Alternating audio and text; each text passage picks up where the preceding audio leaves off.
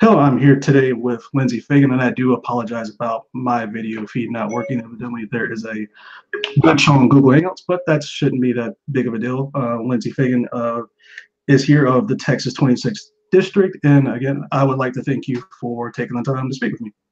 Yeah, no problem.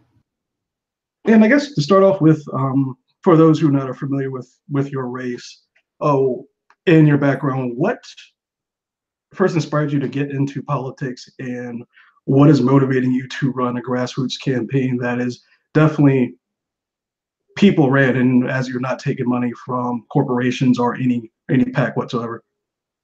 Yeah, so I was a delegate for Bernie Sanders in 2016, and before that, I started donating to Barack Obama when I was a young, poor cocktail waitress. But outside of that, I wasn't really involved. And then when Bernie came along, I got a lot more interested. I think because Bernie was the kind of politician that I had been waiting to see. And so I was a delegate for him. And then in the fall of 2016, I had to explain to my daughter on the way to school one day how to hide from a school shooter on the way to school. And yeah, it just didn't sit right with me. So I decided to run against the man that holds the seat I'm running for now. He takes money from the NRA. And yeah, I mean, I have a servant's heart. And so I think it's a natural fit. And I don't think a lot of people that are well-meaning and good and usually opt for the political route, but I think it's necessary right now. There's nothing in it for me other than working hard for the people here. So whatever I have to do to make that happen.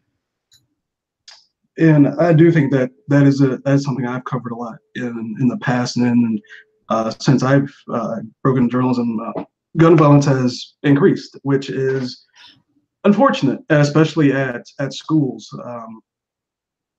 I guess from a mother's perspective, when you get that call or any notification, how does that make you feel? Yeah, whenever school shootings happen now, and I mean, I decided to run after one of the shootings at an elementary school. And so I think that was when I thought, oh, okay, well, my daughter, before, whenever it was high schools, I was, oh, well, I guess if it's happening in high schools, I'll explain it to her later on. But when another one happened in elementary school, I figured I'd have that conversation. And I think just like a lot of mothers, we can imagine what it would feel like for mothers to receive the call that it was their school. And at the rate it's going now, it's only a matter of time before it gets closer and closer and closer to us, because it's getting worse and worse all the time. And for me, I just want to make sure that my daughter doesn't have to have that conversation with her kids. I don't want her to explain to her daughter on the way to school how to hide her internal organs from a military grade weapon. I want her to talk to her daughters and sons about math and science and things that are silly. And I'm just doing whatever I can to make that happen. And when you first began running, talk through the process, because you have a lot of endorsements from. I believe you're also endorsed by brand new Congress, Justice Democrats, and local Our Revolution branches. That did they reach out to you near the beginning of your race, or did it take some time for you to gain their endorsement? How did that process work? Yeah, no, I wasn't one of the first. I think there were a couple candidates. I think Sarah Smith might have been recruited. I think a lot of the first candidates, like Cori Bush, the core group was started around those candidates, where I found them. I had been really following along closely with both Justice Dems and Brand New Congress since the very beginning.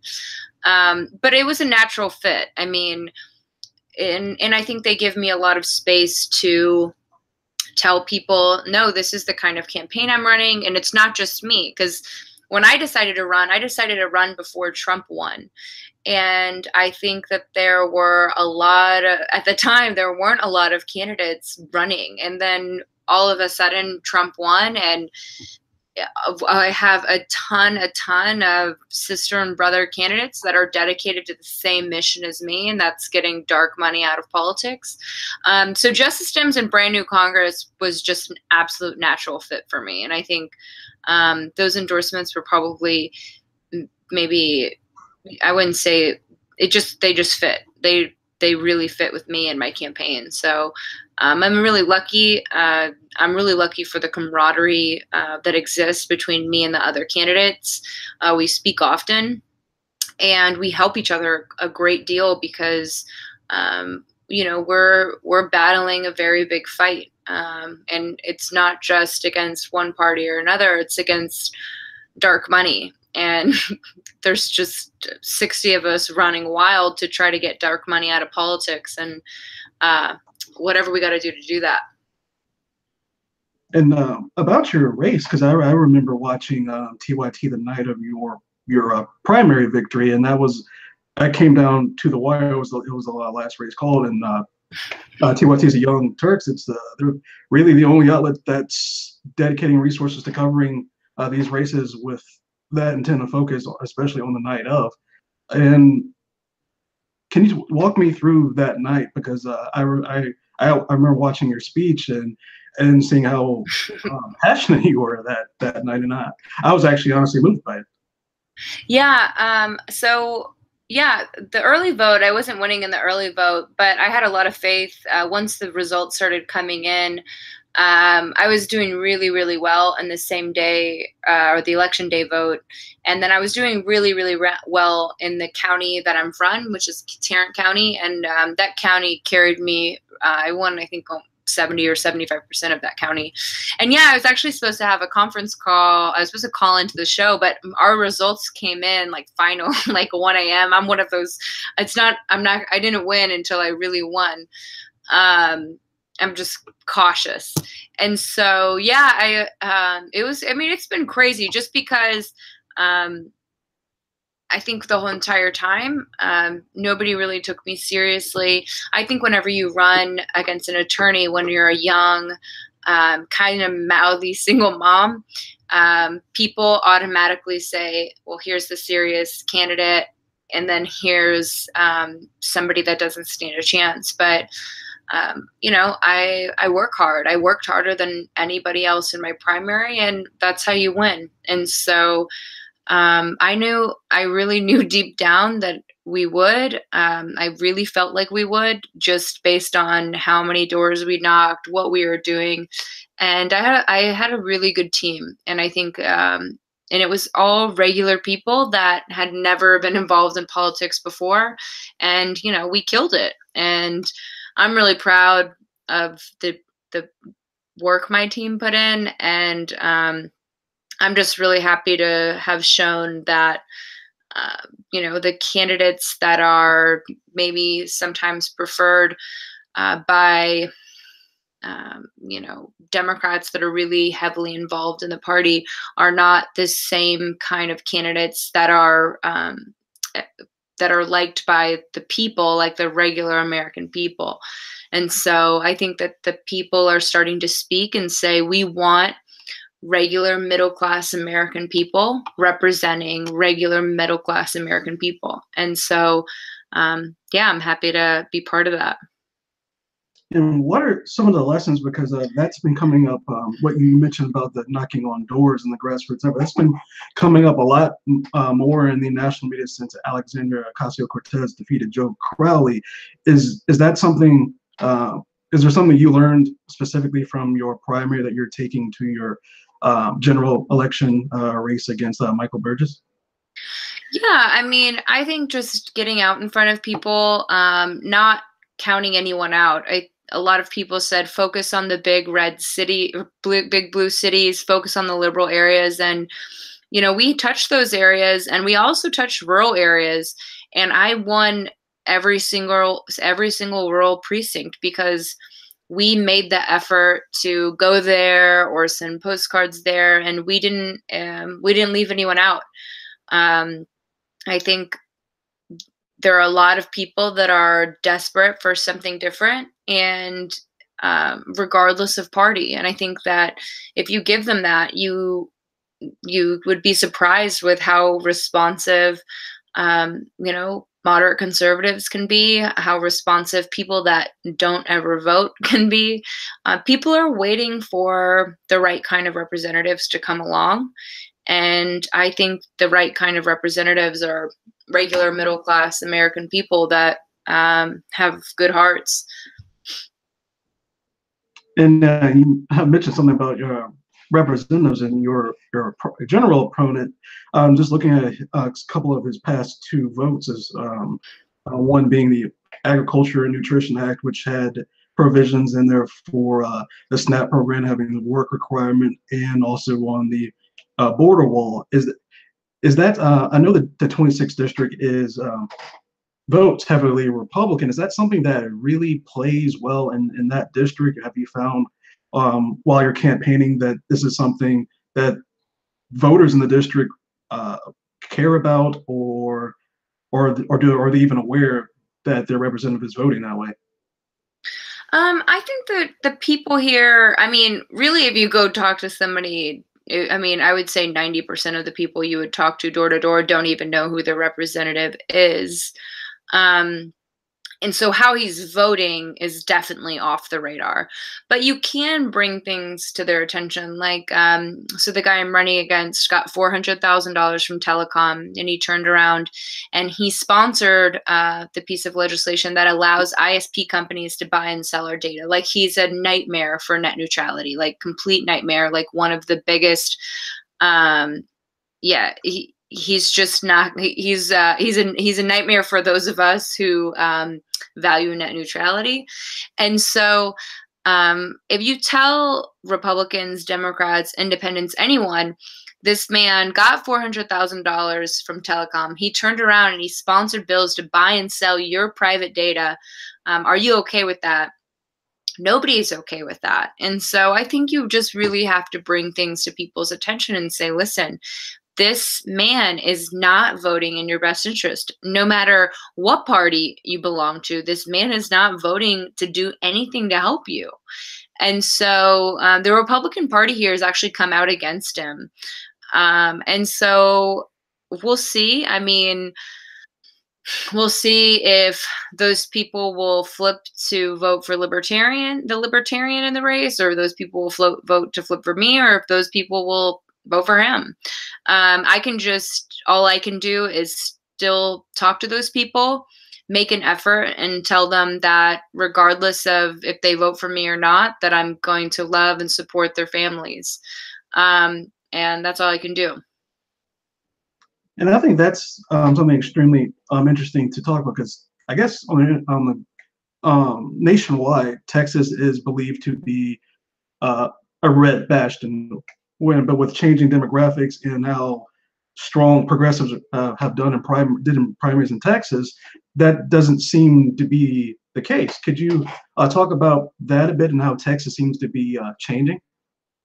Yeah, I mean, I think within 8 years, Texas will be blue. The demographics are just changing rapidly. And so I think that, maybe it'll force the Republican Party to be more kind to the Latino population.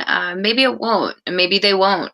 But I hope they will. And I think that, maybe their messaging will change. But at the end of the day, all I know is I love and care for everyone that lives in my district. And yeah, the demographics are changing. It's just a matter of how fast they can change. My district's one of the fastest growing districts in the entire nation.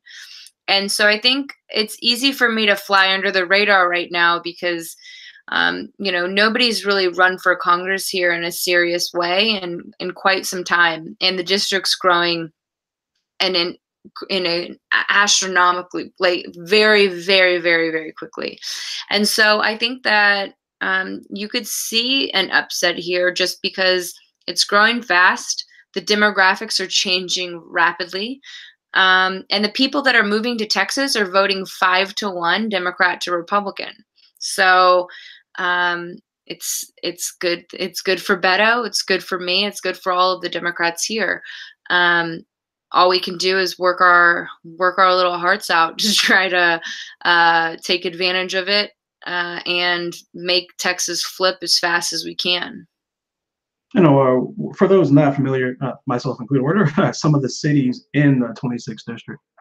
Yeah, so I have the northern DFW area. So I have North Fort Worth, I have Denton, and then I have cities like Louisville, Flower Mound, Keller.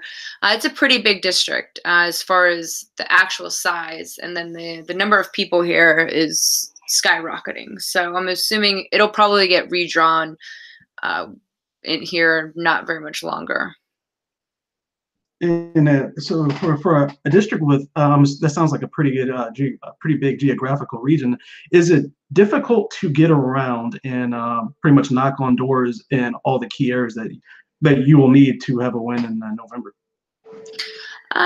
Yes, I mean yes and no. I mean it's definitely a pain because like driving from one part of my district to the bottom would probably take a good, maybe it would take an hour and a half, maybe longer.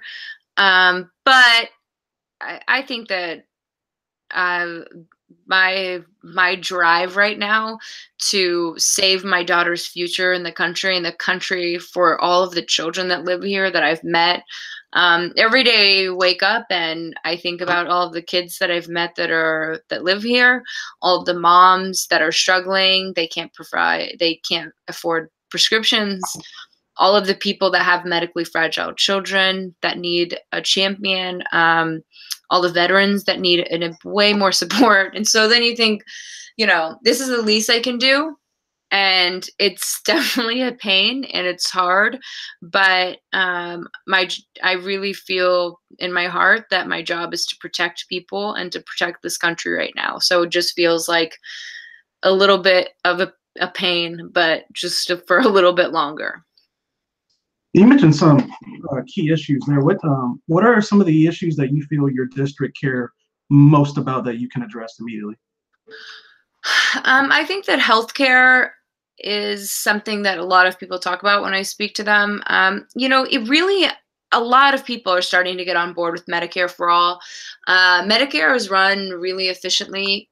And I think that we just need to bring more people into the fold. 42% of the country is already on some kind of federal insurance program. And so really it's just bringing the rest of us into the fold, the people that are struggling to afford health insurance. And I think a lot of people identify that our system is broken. We're the only major country that doesn't provide universal health care. And I think that it's just time that we join the rest of the civilized world with universal health care. And I think that there are a lot of people that are really starting to be on board with that, no matter what party they belong to. That's definitely, recent poll numbers definitely bear that. Yeah. Everybody wants Medicare for all. And I think, I think a lot of people identify right now that there's a lot of corruption, and there's a lot of corruption on both sides, and that we need champions that are going to go in and get rid of the dark money first and foremost. And I think that's something that people care about here, and that's something that I care about here, being from here. I think anywhere you go in the country, that's something that a lot of people are talking about right now, is just making Congress functional, making Congress clean again. And I'm ready to do that. And I mean, the other thing that I always talk about is just really doing things that help the middle class, working class people in my district. I think that those people that are working 60, 70, 80 hours a week, I was one of them, and I'm one of them again. And those people need somebody that is going to fight for them, because they don't have time to fight for themselves right now because they're too busy working. And so fighting for the working class people is something I'm very passionate about. And that brings up a great point right now, especially when we look at the state of Congress and the Supreme Court right now. Do you feel that, let's say you are victorious in November, do you feel that even though there's projected to be um, a bigger progressive caucus in the House, uh, do you see a lot of hurdles coming from even more establishment Democrats that might still not want to address these popular issues because it influences their corporate donors? No, I think that times are changing. Where when I first ran and I said I'm not taking corporate PAC money, I'm not taking any PAC money, everyone said I was out my mind. Literally, everyone was like, "Oh well, that's not sustainable if you ever were in Congress." Like everybody takes the money. I talked to a consultant I thought about working with, and he said, well, listen, you just take the money, I'll get you the money, and then this is what everybody does. You get the money, but then you just vote however you want. And for me, I always thought in a representative, I want to know without a doubt that that person is working for me, and that's it. That's what I wanted, and that's what I'm going to give people. And so, yeah, I mean, right now, uh, I think that we have a lot of candidates that are running like that. And then Beto came along, and then he didn't take corporate PAC money. And then all the members of Brand New Congress came along, and they don't take PAC money. So now you see people like Kamala starting to reassess how much corporate PAC money they're taking. You start to see members of Congress around in Texas start to say, maybe I'm not going to take oil and gas money anymore, because they know they keep taking that money and we will run people against them. And so I don't think I don't think a lot of them are doing it out of the goodness of their own hearts. I think they're doing it because of pressure. But if at least they're doing it. And so I think we have to keep the pressure up, and we have to set a new standard and say, we're going to be the party for the American people, not corporations, not anyone else, but for the American people. And I think that we can win like that. And yeah, it's a lot harder to win like this. And the guy I'm running against has $1 million every cycle. He doesn't step foot going door to door. He doesn't do anything. He doesn't care. He doesn't listen to people. He doesn't address people that come to his office. But he has $1 million. So he feels like, why do I have to? And I'm not going to have $1 million in my race. But I can out-organize him, and I can outwork him, and I am outworking him 10 to 1, 20 to 1. And so, if he doesn't spend his money effectively, I've looked at it. So, I think it's the future of politics is clean. Because the people are insisting on it. Slowly but surely, people are catching on to this idea, and this is what they want. And before I let you go, can you tell viewers and readers as well where they can find your website and donation links or anything else that you would like to say? Yeah, so my website's linseyfagan.com. Linsey is spelled Linsey and then Fagan. And then we're on Act Blue. We're really active on Facebook, Facebook Lives. We try to do. So yeah, if you find us, help us. We have people all over the country doing postcards right now. So you can find information about that on the Facebook page. And yeah, we'll take all the help we can get, because we'll need it.